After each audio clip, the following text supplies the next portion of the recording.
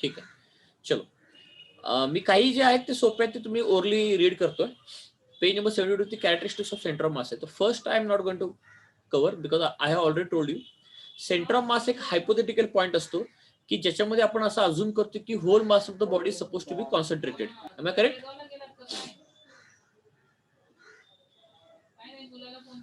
Yes yes sir. हा, तर पहिला मी जाणार नाही, पहिला तुम्ही लिहा, नंतर होमवर्कसाठी हा क्वेश्चन घ्या तुम्ही. हे तुम्हाला सगळं लिहायचं आहे कारण हे फार इम्पॉर्टंट कन्सेप्ट आहे. पहिला पॉईंट तर झाला. दुसरा काय की centre of mass is a location and not a physical quantity. Yes, that is also true. Centre of mass is a location. Centre of mass is just a location, not a physical quantity. ती अशी कोणती physical quantity नहीं है, not a physical quantity. क्यों? क्योंकि अगर आप लोग देख लो यहाँ पे, एक मेरे पास नोटबुक है, आपका नोटबुक, तो उस नोटबुक के 2 डायगोनल ड्रॉ करो, तो जहां पे डायगोनल मीट होंगे तो वहां पे उसका बैलेंसिंग पॉइंट आएंगे ना भाई. और इस पॉइंट को हम लोग क्या बोलते हैं? सेंटर ऑफ मास. और हम लोग यहाँ पे क्या बोलते हैं कि यहाँ पे जो सेंटर ऑफ मास होता है वो एक जस्ट लोकेशन होता है, वो कोई फिजिकल क्वांटिटी को एक्सप्रेस नहीं करता. बराबर है ना? वो तो सेंटर ऑफ मास एक्चुअली आंखों से दिखता भी नहीं. हम लोग अज्यूम करते कि भाई यहाँ पे सेंटर ऑफ मास है. और ऐसा पॉइंट होता है कि एक हाइपोथेटिकल पॉइंट है जहां पे पूरे बॉडी का मास कॉन्सेंट्रेट हुआ होता है, यानी ये सेंटर ऑफ मास उस पूरे बॉडी को रिप्रेजेंट करता है. Am I correct? ओके, तो ये तो लोकेशन है, कोई ऐसी फिजिकल क्वांटिटी नहीं है. तो ये सेकंड पॉइंट हो गया.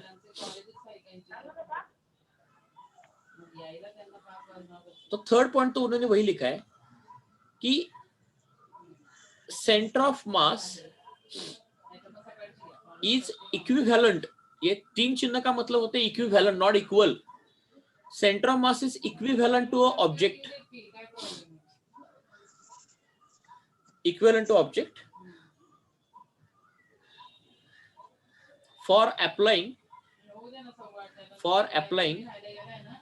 laws of motion. अगर आपको न्यूटन्स के मोशन के लॉज अगर लगाने हैं तो उसके लिए instead of considering object you can consider centre of mass as a object. Am I correct? जैसे मैं आपको समझाऊं, ये व्हील है,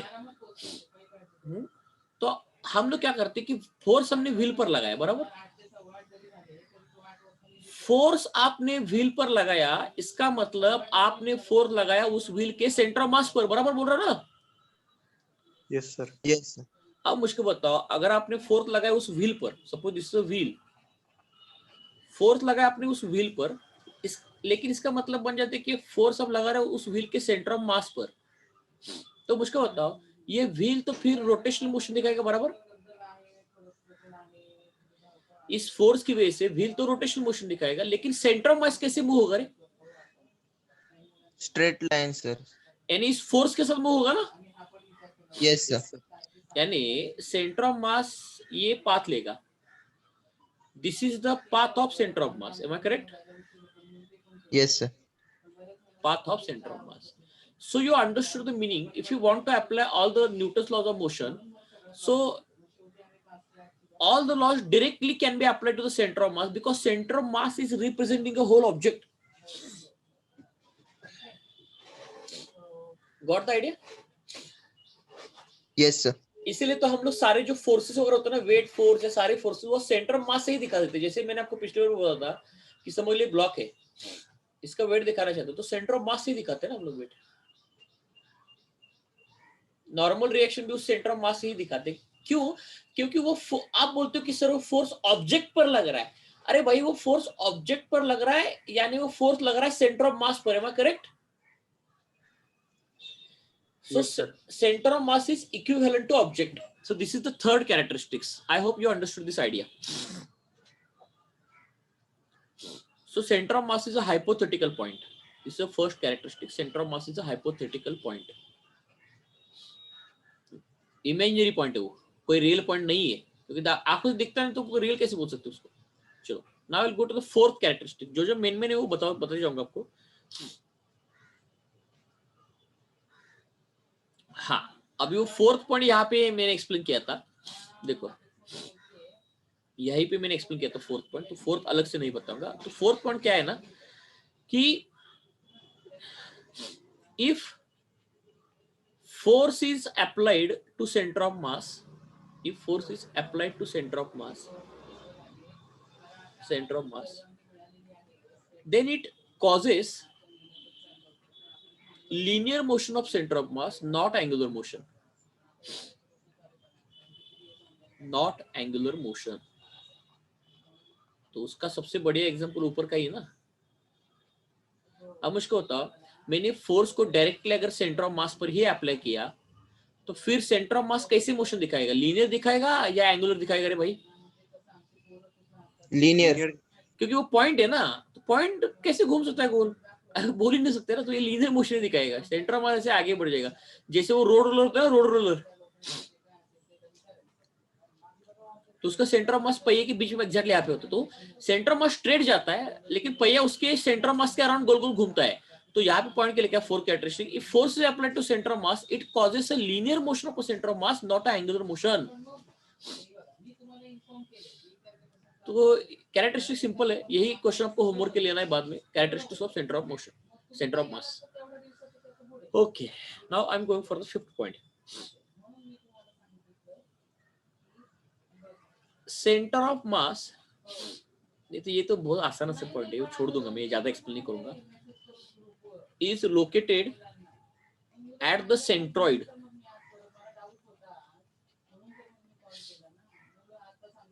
for a rigid body of uniform density, uniform density का मतलब क्या है, यानी उस बॉडी का जो मास है वो एवरीवेयर यूनिफॉर्मली डिस्ट्रीब्यूटेड है ना। जैसे जैसे मैं अगर आपको ट्रायंगल का बता, चलो ट्रायंगल का ही बताता हूँ। अब मुझको बताओ, ट्रायंगल जो है ना उसका डेंसिटी यूनिफॉर्म है, यानी क्या होता है, इस ट्रायंगल जिस मास से बना है उसका मास एवरीवेयर यूनिफॉर्मली डिस्ट्रीब्यूटेड है ना। Yes sir. या सर्कल ले लो, तो सर्कल का जो मास है वो सब जगह यूनिफॉर्मली डिस्ट्रीब्यूटेड है, यानी यूनिफॉर्म डेंसिटी ने regular geometry. Am I correct? Yes sir. Uniform density यानी इसका सिंपल मतलब बनता है रेगुलर ज्योमेट्री। तो रेगुलर ज्योमेट्री के जो ऑब्जेक्ट, रेगुलर ज्योमेट्रिकल शेप जो है, रेगुलर ज्योमेट्री की जो शेप है उसका सेंटर ऑफ मास उसके सेंट्रोइड में होता है। तो यहाँ पे सेंट्रोइड दिख रहा है, am I correct? Centroid basically क्या होता है, वो डायगोनल्स का इंटरसेक्शन होता है। तो यहाँ पे कोई दिक्कत नहीं आनी चाहिए आपको। तो ये ऐसे होगा, मीडियंस ही बोलते हैं ना इसको। Yes sir. और सिक्स्थ पॉइंट में लिखूंगा नहीं, अभी उन्होंने वही बोला है कि centre of mass of uniform density यानी रेगुलर ज्योमेट्री, यानी वो इसी सेंट्रोइड को ही क्या बोलते हैं, उसका ज्योमेट्रिकल सेंटर बोलते हैं ना, am I correct? Yes sir. इसी को हम लोग बोलते हैं ज्योमेट्रिकल सेंटर। अब उन्होंने क्या कैरेक्टर्स लिखा है बुक में आई डोंट नो, इतने सिंपल क्या है आपको मालूम ही ना वो। इसी सेंटर ऑफ मास को उसका ज्योमेट्रिकल सेंटर भी बोलते हैं। ओके, छोड़ दो, ये 6 पॉइंट वही लिखा है उन्होंने, आप लोग देख के बुक में देख के लिखो इसको। 7th पॉइंट जो इंपॉर्टेंट है मैं आपको समझाता हूँ। Location of centre of mass can be changed only by an external unbalanced force. Yes, ये इंपॉर्टेंट है। देखो, location of center of mass can be changed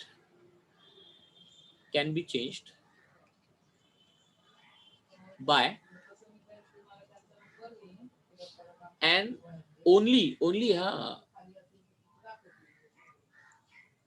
changed only by an external unbalanced force। क्या लगता है आप लोग सोच के बताओ मुझको, सेंटर ऑफ मास का लोकेशन चेंज किया जा सकता है क्या? What do you think? किया जा सकता है ना भाई? Yes sir. Yes. So if the, for example, if a human body is falling on elbow, so the center of mass will be shifted towards elbow. Very good. वो जो अपना ऊपर जो गेम होता है ना, उसको ऊपर छलांग लगा देते हो, वो छोड़ दो। एक काम करते हैं, एक देखो काम करते हैं, एक मैं आपको एग्जांपल देता हूँ, लोकेशन ऑफ सेंटर ऑफ मास को चेंज करने का एग्जांपल दे देता हूँ। एक पेन ले लो, पेन, इसका कैप है ये और इसका ये बॉडी है, ये कैप का सेट, तो मुझको बताओ जहां पे मास ज्यादा होता है वहां पे सेंटर ऑफ मास उस तरफ शिफ्ट होता है ना, Yes, sir. मैंने आपको बताया था। तो यहाँ पे मास ज्यादा है इस रीजन में और इस रीजन में मास कम है, ऐसे बोलो।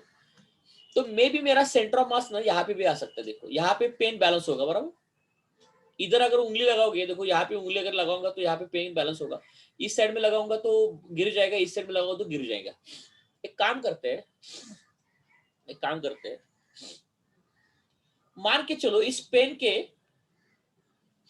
इस छोर पर मैंने एक फोर्स लगाया, एक्सटर्नल फोर्स,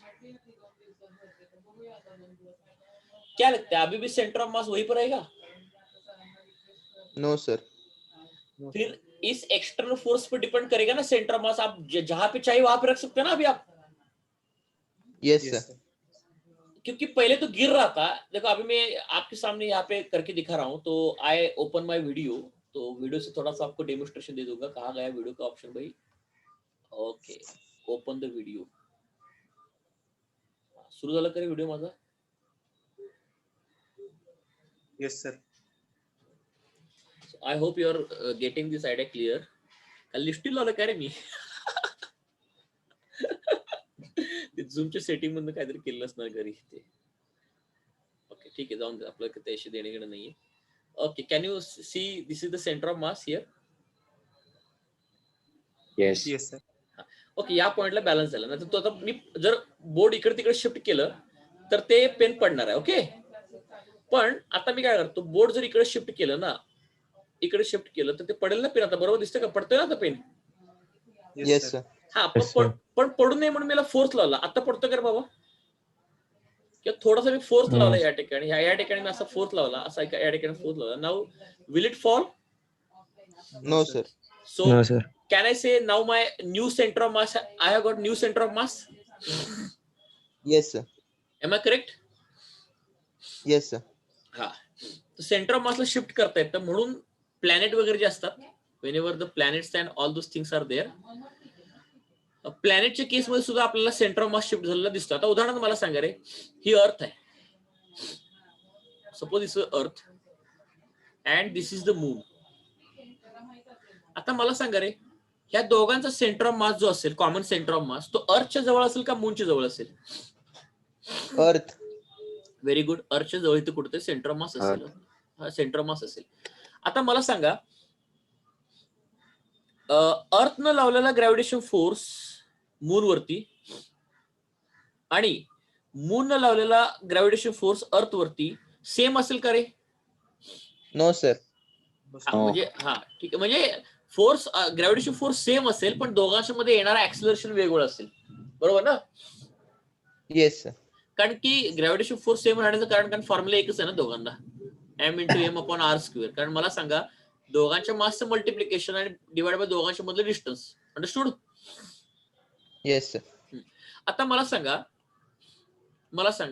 जर या मूनच्या ऐवजी मी दुसरा जर प्लॅनेट या ठिकाणी आणला तर सेंटर ऑफ मास तोच राहील का पुन्हा? No, sir. It will be shifted towards greater mass. Correct, very good. म्हणजे सेंटर ऑफ मास हे चेंज होतं, हे कळलं का तुम्हाला आता काय म्हणतो मी? Yes, sir. ओके, आता एक गोष्ट सांगतो, अजून एक गोष्ट सांगतो. म्हणजे असा कार्डबोर्ड पेपर आहे माझा, कार्डबोर्ड पेपर आहे. आता याचा सेंटर ऑफ मास इथं आहे. ओके, आता या कार्डबोर्ड पेपरला समजा मी इथून कापलं,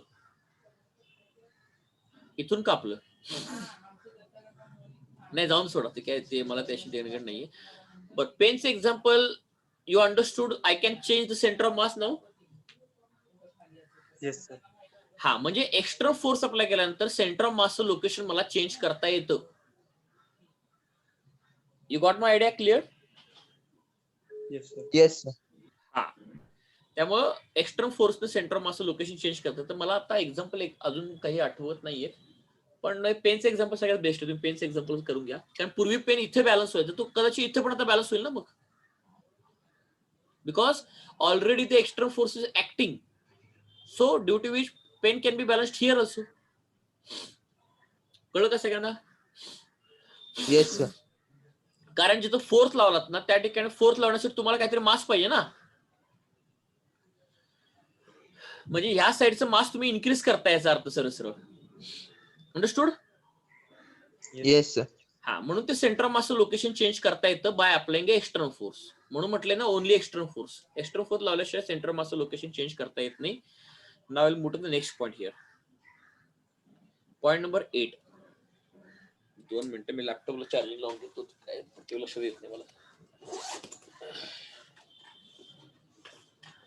चॅप्टर संपलाय आपला ऑलरेडी. हा हे पण आहे. आणि मी काय करतो, न्यूमेरिकल जे तुमचे आहेत ना, न्यूमेरिकल मी ते ऑफलाईन क्लास सुरू करून गेले त्यावेळी न्यूमेरिकल घेणार आहे दिवशी. ते बरं पडते कारण तुम्ही टेक्स्टबुक घेऊन येताय, पटपट न्यूमेरिकल होतं समोर समोर असल्यामुळे. त्यामुळे मुद्दाम न्यूमेरिकल मागे ठेवलेत. I am just focusing on the theory. Numerical आपल्याला संपवण्यासाठी हार्डली फक्त 1 महिन्याचा वेळ लागेल आणि मार्च एंड पण आपला 11 चालणार आहे. त्यामुळे तशी काही अडचण नाही आपल्या न्यूमेरिकलसाठी.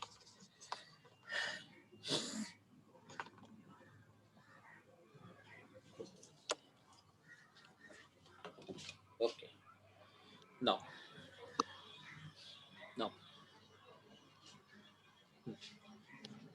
Internal forces never changes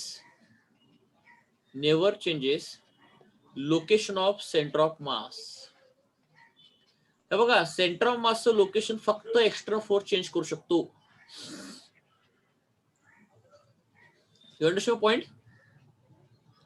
Yes, sir. आता आठवलं बघा, एक्सटर्नल फोर्स सेंटर ऑफ मासचं लोकेशन चेंज करतो. ते सगळ्यात बेस्ट एक्झाम्पल आहे रॉकेटचं. रॉकेट. आता मला सांगा रे, सुरुवातीला रॉकेट हवेमध्ये असतं. हा, ते हेवी असतं ना सुरुवातीला रॉकेट रे. Yes, sir. Yes, sir. हा, मग मला सांगा, सुरुवातीला रॉकेट जर हेवी असेल तर रॉकेटवरती लागणारा ग्रॅव्हिटेशन फोर्स काय असेल रे? जास्त असेल ना? Yes, sir. Very high gravitation force. Okay, हा ग्रॅव्हिटेशन म्हणतो ऍक्च्युअली मी तुम्हाला इथे लिहिताना. मी एक्सटर्नल फोर्स म्हणजे हा ग्रॅव्हिटेशन फोर्स, हाय ग्रॅव्हिटेशन फोर्स. ओके, मग मला सांगा, जर हाय ग्रॅव्हिटेशन फोर्स लागत असेल आणि हे मास जास्त आहे रॉकेटचं, त्यावेळेस सेंटर ऑफ मास इथं कुठंतरी असेल, मध्ये इथं कुठंतरी. कारण हाय मासच्या ठिकाणी लागतं ना ते. कारण खाली ते फ्युएल जे असतं ना, इथं फ्युएल असतं बघा, इंधन असतं तिथं, आणि इंधनच हेवी असतं ते. ओके, इथं सेंटर ऑफ मास असेल. पण मला सांगा, रॉकेट जसं वर जाईल तसे ह्या खालच्या स्टेज पडतात ना. Yes, sir. मग खालची स्टेज पडली की रॉकेटचा भाग एवढा राहिला का शिल्लक आता? मग मला सांगा, खालची स्टेज पडल्यानंतर रॉकेटचा भाग एवढा शिल्लक राहिला, तो सेंटर ऑफ मास तिथं राहील का आता पुढे वरती शिफ्ट होईल राहता? तो वरती शिफ्ट होईल सर. वरती शिफ्ट होईल आणि त्यावेळी आपल्याला एक्सटर्नल फोर्स जो आहे लागणार तो पण कमी होईल का रे? Yes, sir. Less gravitational force. Am I correct? Yes, sir. कारण मास बदललं म्हटलं की ग्रॅव्हिटेशन फोर्स कमी झाला. म्हणजे मला काय म्हणायचं आहे, एक्सटर्नल फोर्स चेंज झाला बघा. पहिल्यांदा एक्सटर्नल फोर्स जास्त होता, आता एक्सटर्नल फोर्स कमी झाला आणि सेंटर ऑफ मास लोकेशन बदललं का? मग Yes, sir. You understood the idea here? Yes, sir.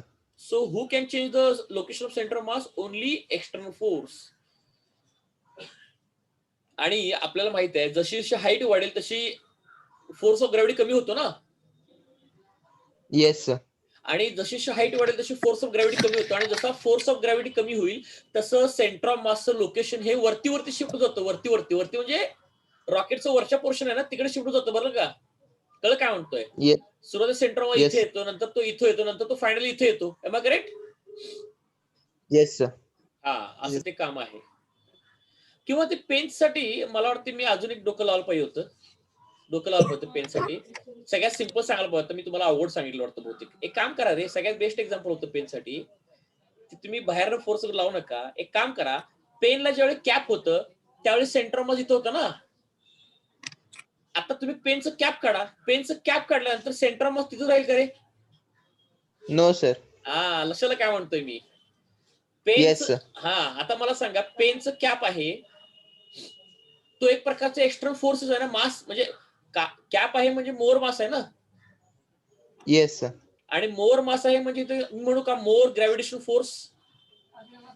Yes, sir. More gravitation force. आणि ग्रॅव्हिटेशन फोर्स एक्सटर्नल फोर्स आहे. मग त्यामुळे सेंटर मास इथं आहे. पण आता मला सांगा, कॅप तुम्ही रिमूव्ह केलात. Remove the cap. मग कॅप रिमूव्ह केल्यानंतर मला सांगा, तुमचं सेंटर ऑफ मासचा पॉईंट तिथे राहील का? तो कुठेतरी, आता कॅप रिमूव्ह केलं बघा मी, तो इकडे कुठेतरी येईल ना. Yes, sir. Towards right side. हा, कुठे येईल आय डोंट नो, पण कुठे येईल ते. मग या ठिकाणी तुम्ही मास काय केला? लेस केला. Mass is less gravitation force. Less gravitation force म्हणजे याचा अर्थ सेंटर ऑफ मास हा तुमचा शिफ्ट झाला. So can I say centre of mass is shifted? Yes, sir. Centre of mass shifted. मागाशी ते टोपण घेऊन सांगला पाहिजे तुम्ही, म्हणून म्हटलं काहीतरी एक्झाम्पल मी चुकवा लागलो काहीतरी सांगायला. 1 सेकंड. हो सर, पेन टोपण असलेलं पेन द्या की मला. तुमचं द्या पेन, तुमचं पेन द्या. ओके, आता दाखवतो बघा मी डेमॉन्स्ट्रेशन. फिजिक्स मध्ये जरा डेमॉन्स्ट्रेशनची पण गरज आहे आपल्याला. ओके, हा हे बघा, हे विथ कॅप आहे. हा विथ कॅपचा फेन आहे. मग इथे कुठे तर तो बॅलन्स झालाय. मग करेक्ट हिअर? Yes, sir. आता मला सांगा तो बॅलन्स कुठे झाला रे? कॅपच्या जवळ झालाय का कॅपच्या मागे झालाय? Near the cap. Near the cap झालाय, बरोबर का? Yes, sir. याच्यामध्ये कारण आहे, कारण कॅपशी तर मास जास्त आहे का? Yes, sir. म्हणजे पेन या ठिकाणी बॅलन्स होईल तो. आता बघा मी पुढे काय करतोय. आता कॅप रिमूव्ह केली मी, कॅप रिमूव्ह केली. आता कॅप रिमूव्ह केल्यानंतर पुन्हा तिथे बॅलन्स होईल का तो? त्याच No, पॉइंटला sir. बॅलन्स नाही झाला. बघा आता मी बोर्ड इकडे शिफ्ट करतो थोडस. हा, आता बघा तो बॅलन्सिंग पॉइंट जरा मागे शिफ्ट झाला का? Yes, sir. तो पूर्वी इथं होता ना, इथे या ठिकाणी. आता तो मागे Yes, शिफ्ट sir. झाला. बघा कळलं काय म्हटलं मी? Yes, sir. म्हणजे ज्यावेळी या ठिकाणी कॅप होतं त्यावेळी ग्रॅव्हिटेशन फोर्स या ठिकाणी जास्त लागला, म्हणजे एक्स्ट्रा फोर्स या ठिकाणी चेंज झाला का माझा? मग त्यावेळी माझा बॅलन्सिंग पॉईंट थोडासा आत येतोय. कॅप रिमूव्ह केलं म्हणजे मास कमी झालं. मास कमी झालं म्हणजे ग्रॅव्हिटेशन फोर्स कमी झाला. मग ग्रॅव्हिटेशन फोर्स कमी झाला की मला सेंटर ऑफ मासचा पॉईंट शिफ्ट करायला लागला का आता? Yes, sir. हा, मग मला सांगा सेंटर ऑफ मासला चेंज कोण करू शकतं? फक्त आणि फक्त एक्सटर्नल फोर्स. आणि आपल्या केसमध्ये आता एक्सटर्नल फोर्स कोण आहे? ग्रॅव्हिटेशन फोर्स आहे ना. Yes, sir. You got my point here? Yes, sir. हे एक्सप्लेनेशन आहे. बस, आता हे सगळ्यात सिंपल होतं. उगाच मी काहीतरी रॉकेट बिकेट सांगू बसलो. रॉकेटचं पण बरोबर आहे ते, पण समजून घ्यायला डे टू डे लाईफ मधले एक्झाम्पल चांगले आहेत ना, असं म्हटलं मी. ओके, ठीक आहे. म्हणजे लेस ग्रॅव्हिटेशन फोर्स, आणि हा एक्स्ट्रा फोर्सच्या संदर्भात बोलतोय मी तुम्हाला, आणि मोर ग्रॅव्हिटेशन फोर्स. हा, पण इथं पुढचा पॉईंट काय बघा, internal forces never changes the location of centre of मास. ह्याचे सगळ्यात बेस्ट एक्झाम्पल आहे बॉम्ब. तुम्ही आता बघितलं असेल ज्यावेळी बॉम्बचं एक्सप्लोजन होतं,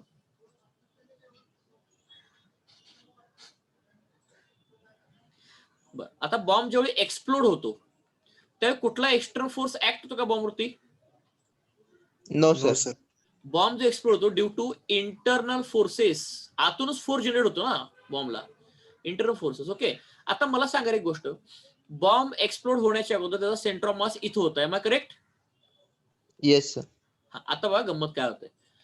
बॉम्ब ज्यावेळी एक्सप्लोड झाला, बँक ज्या ठिकाणी बॉम्ब एक्सप्लोड होतो त्या ठिकाणी जमिनीमध्ये खड्डा पडतो माहितीये का? किंवा ते राहून दे, ते राहून दे. मग मला सांगा बॉम्ब एक्सप्लोड झाला, पण माझा जो सेंटर ऑफ मासचा पॉइंट आहे तो अजून पण तिथंच आहे ना. Yes, sir. Has it moved? No, sir.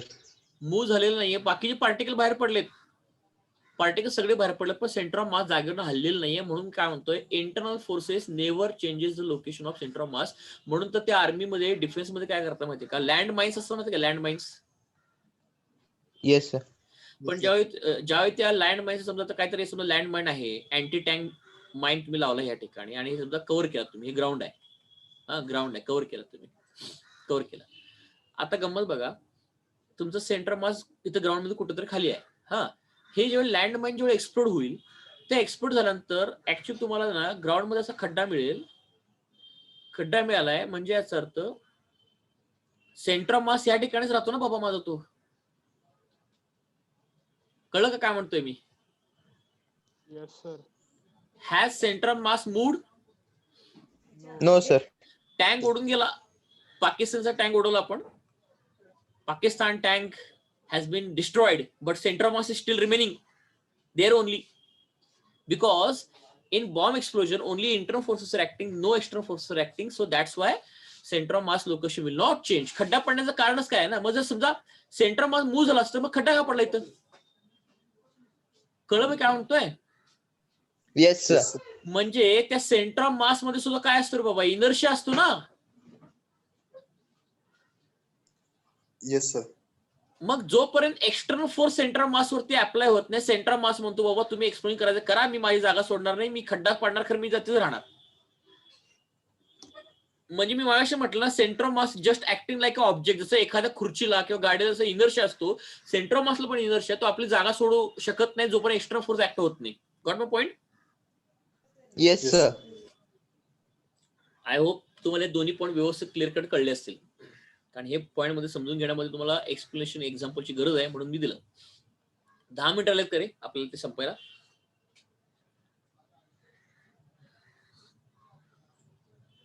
Hello. Yes sir. हा, एक काम करा, मी दुसऱ्या अकाउंटवरून ते आज झूम सुरू केलंय, अजून आपल्याला पुढे घ्यायचं आहे. कदाचित 10 मिनिटं जर बंद झालं की मी पुढची लिंक पाठवतो पुन्हा, लगेच तुम्ही इमिजिएटली जॉईन करा. अजून 8 मिनिटं आहेत, त्यामुळे नंतर लगेच तुम्ही इमिजिएटली जॉईन करा. ठीक आहे, पुढचा पॉईंट बघूयात आपण. नाही, position of center of mass depends only on the distribution of mass. However, to describe its location we may use a coordinate system. Okay, अजून एक पॉइंट आहे, थोड्याशा ह्याच्यामध्ये लिहितो बघा. Position of centre of mass depends upon distribution of mass of the body. Distribution of mass of the body, बरोबर ना रे? Pen. Yes, sir. Pen, आता मला सांगा, मागाशी पेनचं एक्झाम्पल घेतलं, त्याच्यामध्ये पेनच्या कॅप मध्ये मास जास्त आहे, म्हणजे मला सांगा मास डिस्ट्रीब्युशन पेन मध्ये कसं आहे? इथं मोर मास आहे Yes, sir. आणि इथं लेस मास आहे. मग मास डिस्ट्रीब्युशन जसं असेल ना, त्यानुसार सेंटर ऑफ मासची पोझिशन डिसाइड होते. करेक्ट? Yes, sir. म्हणजे हा पॉईंट तुम्हाला कळला. Point number 10. For a system of particle the centre of mass need not coincide with any of the particle. हे बघा, सिस्टम ऑफ पार्टिकल असेल, देन त्या सगळ्यांचे कॉमन सेंटर ऑफ मास असतो, बरोबर आहे का? But this common centre of mass does not coincide with any body. Am I correct? Yes, sir. Any particle होऊ शकणार नाही रे कोइन्साइड. आता मला सांगा, ड्युअल स्टार सिस्टम युनिव्हर्स मध्ये असते, double star system, binary stars. मग मला सांगा, बायनरी स्टारचा एक कॉमन सेंटर ऑफ मास असतो, त्या मास भोवती दोघं पण स्टार्स मूव्ह करत असतात. ऍक्च्युली ऍस्ट्रोफिजिक्सच्या भाषेमध्ये त्याला म्हणतात बेरी सेंटर. त्या बेरी सेंटर भोवती दोन्ही पण हे stars, they are rotating. Am I correct? हा, मग हा सेंटर ऑफ मास दोन्ही स्टार्स बरोबर कोइन्साइड होतो का? No, sir. मग No, युनिव्हर्स मध्ये आपल्या सोलर सिस्टम पासून 4 लाईट इयर्स वरती प्रॉक्झिमा सेंटॉरी नावाची एक स्टार सिस्टम आहे, प्रॉक्झिमा सेंटॉरी. आणि त्या प्रॉक्झिमा सेंटॉरी मध्ये सेंटॉरी ए आणि सेंटॉरी बी, प्रॉक्झिमा ए आणि प्रॉक्झिमा बी अशी दोन बायनरी स्टार सिस्टम आहेत, जे कॉमन बेरी सेंटरच्या अराउंड ते रोटेट करतात. सो मला म्हणायचं काय माहितीये की centre of mass does not coincide with the any of the particle. You understand this point? Yes, sir. Okay, chalo. Now I'll go to the point number 11. Point number 11. While balancing an object on a pivot, the line of action of weight must pass through the center of mass. बरोबर आहे की? ऑब्जेक्टला balance करायचं असेल तर ती बॅलन्सिंगची point आहे तो त्या सेंटर ऑफ मास मधून गेला पाहिजे ना. उदाहरणार्थ हा वुडन प्लॅंक आहे, हा एक वुडन प्लॅंक आहे, एक फळी आहे, लाकडाची फळी. ह्या लाकडाच्या फळीला तुम्ही पिवोटवर बॅलन्स करणार आहे, तर हा पिवोट कशामधून पास होतो रे? त्या सेंटर ऑफ मासची लाईन असते ना, line of action of centre of mass. Am I correct? Yes, sir. This is Yes, called sir. As line of action of centre of mass. आणि ह्याला म्हणतात पिवोट, ज्याच्यावरती आपण balance करतो. काय सांगितले ते काय माहिती की लहानपणापासून आपल्याला माहिती आहे, पेन आपण बोटवरती बॅलन्स करतोय. ओके, तो पॉईंट मला नको होता. पुढचा पॉईंट बघतो 12 नंबरचा. Centre of mass of system of only 2 particle divides the distance between the particle in the inverse ratio of their masses and closer to heavier mass. म्हणजे तेच की तुम्हाला मागच्या म्हटलं नाही का, M is inversely vary with the R ना, ते डायग्राम दाखवलं होतं माहिती का मी तुम्हाला कोऑर्डिनेट सिस्टम वरती. Yes, sir. मग समजा इथे एक मास आहे आणि समजा दुसरं इथे एक मास आहे, याला मी म्हटलं M1 आणि याला मी म्हटलं M2. मग याचा सेंटर ऑफ मास आणि याचा सेंटर ऑफ इंडिव्हिज्युअल आहे. समजा मी काय म्हणतोय की ह्यांचं दोघांचा कॉमन सेंटर ऑफ मास कुठेतरी असेल. समजा दोघांचा कॉमन सेंटर ऑफ मास इथं आहे आणि इथं काय येण्याचं कारण बाबा, can I say M1 is more than M2? Yes, sir. आणि मग पहिल्या मास पासून हा R1 डिस्टन्स वरती आहे आणि दुसऱ्या मास पासून हा R2 डिस्टन्स वरती आहे. मग मी लिहिले की नाही बघा बरोबर, M is inversely very with R. You understand point here? Yes, sir. म्हणजे हेवियर ऑब्जेक्ट कडे सेंटर ऑफ मास शिफ्ट होतो असं त्यांनी सोप्या भाषेत सांगितलंय. माझ्यापेक्षा सोप्या भाषेत सांगितलं त्यांनी, त्यासाठी 10 ओळी घेतलेत. ओके, 13 नंबरचा point, centre of mass is a point about with the summation of moments of mass in the system is 0. Yes, very good. हा पॉइंट खूप चांगला आहे. हे बघा, centre of mass is a point, centre of mass is a point, ह्याच्यावरची numerical पण आहे. तर हे 13 नंबरचा पॉइंट व्हेरी व्हेरी इम्पॉर्टंट आहे. आता सांगतो मी. Centre of mass is a point where summation of moments of masses is 0.